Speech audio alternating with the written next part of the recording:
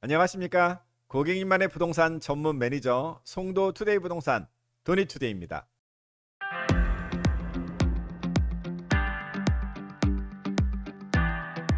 한 주일 동안 평안하셨습니까? 날이 장마져가지고 비가 엄청 많이 왔죠. 혹시 피해 없으신지 모르겠어요. 이런 상황 속에서도 부동산 시장 참 꿋꿋하게 잘 버텨 나가고 있는 것 같습니다. 한 주일 동안 어떤 부동산 관련 한 뉴스가 있었는지, 어떤 투자 조언을 제가 해드리는지 끝까지 함께 해주시면 감사하겠습니다. 그러면 시작하겠습니다.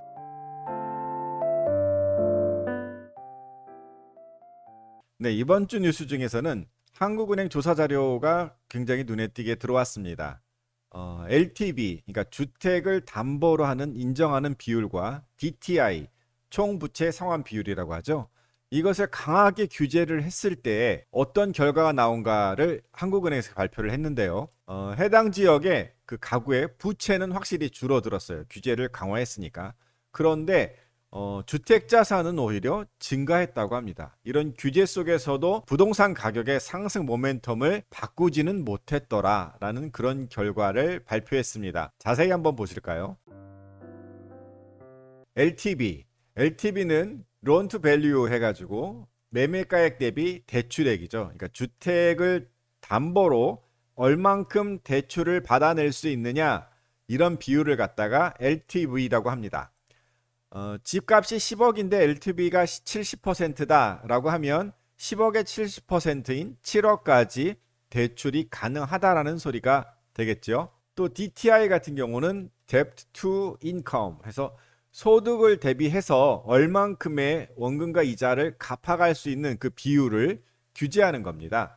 그래서 만약에 소득이 내가 5천만 원이고 DTI가 40%면 내 5천만 원 중에서 빚을 갚는 데 쓰는 그 금액은 5천만 원 곱하기 40%인 2천만 원까지 갚을 수 있는 금액이다 해서 규제를 주었다라는 거죠.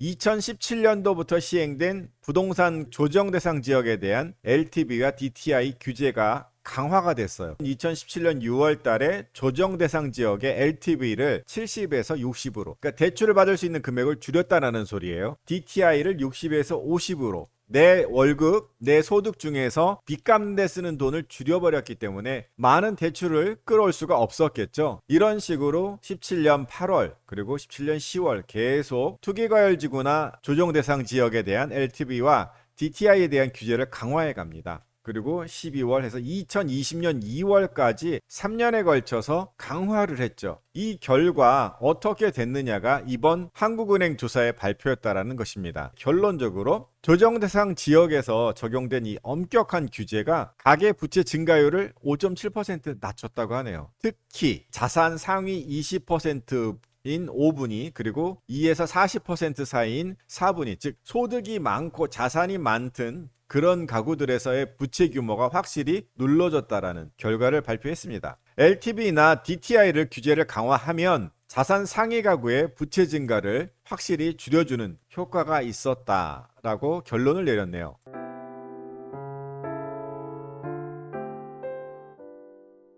두 번째 결론을 보면 그 조정 대상 지역에 이렇게 강하게 규제를 넣었잖아요. 그래서 부채는 줄어들었는데 그 조정으로 묶인 지역이라고 하면 앞으로 막 가능성이 높으니까 사람들이 많이 몰렸을 거 아니에요.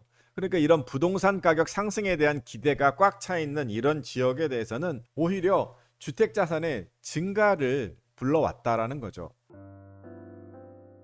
세 번째 결론은 이 거시 건전성 정책의 강화, 아까 말씀드린 LTV라든가 DTI에 대한 규제를 강화하면은 상위 계층들은 어떤 영향이 부채 쪽에서 특히 있었지만 저자산 계층들은 이미 많은 대출을 일으켰고 추가적으로 대출 상황이 어떻게 되든 간에 더 일으켜서 어떤 행동을 할 수 있는 그런 여건이 안 됐던 거죠. 그래서 별 불평등 상황이 우리나라에서는 일어나지 않았다. 자산 규모가 컸던 쪽들은 충분히 줄여가면서 여전히 그것을 이용한 계속 투자가 이루어졌기 때문에 부채는 줄고 자산은 여전히 늘어나는 그런 모습을 보였다라는 결과가 한국은행 보고자료였습니다.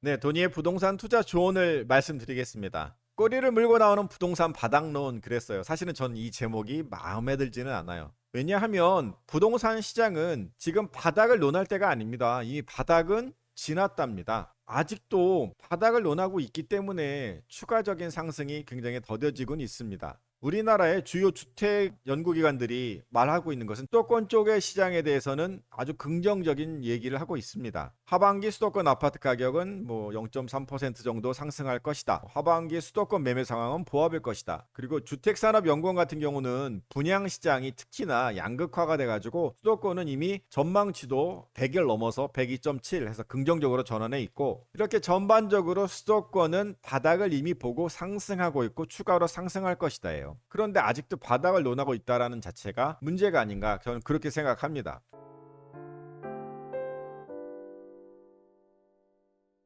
또 하나, 준비된 카드라는 제목을 써봤습니다. 히든 카드도 아니고요, 그냥 준비된 카드예요. 1.3 정부 규제 완화가 시장을 이렇게 바꿔놓았는데 카드 아직도 많다라는 겁니다. 하반기 경제정책 지난주에 말씀을 드렸잖아요. 민생 안정, 주거 안정을 목표로 하반기에는 정책을 펴나가겠다 이렇게 얘기를 했죠. 그래서 첫 번째로 나왔던 게 뭐 전세 보증금 반환 목적의 대출 같은 경우는 DSR 규제 대신해서 DTI 규제로 좀 완화시켜줬고요. 그죠? 종부세의 공정시장가액 비율도 완화해주고, 각종 세제 혜택 중에서 특히 재건축 초과이익 환수제를 입법화를 빨리 추진하겠다, 뭐 이런 하반기 경제정책도 발표를 했었습니다. 이런 카드 하나 던졌는데 지금 또 준비하고 있는 것이 양도세 중과 유예가 이제 양도세 중과를 폐지한다라는 그런 방안도 거론이 되고 있다라는 거죠. 1년 연장, 1년 연장 이렇게 왔는데 폐지가 될 것이다, 이런 논의입니다.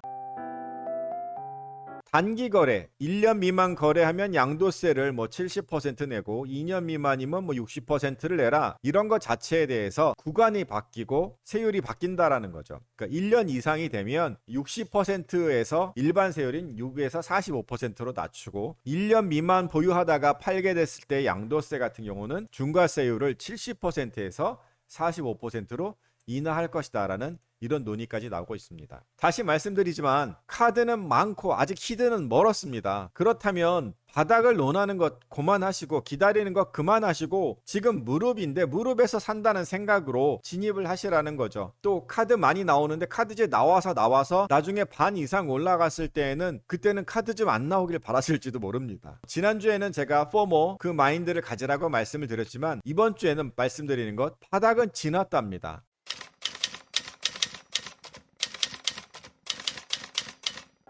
시세와 시황을 나누어서 전해드리고 있는데요. 확실히 시황 쪽은 뷰가 적습니다.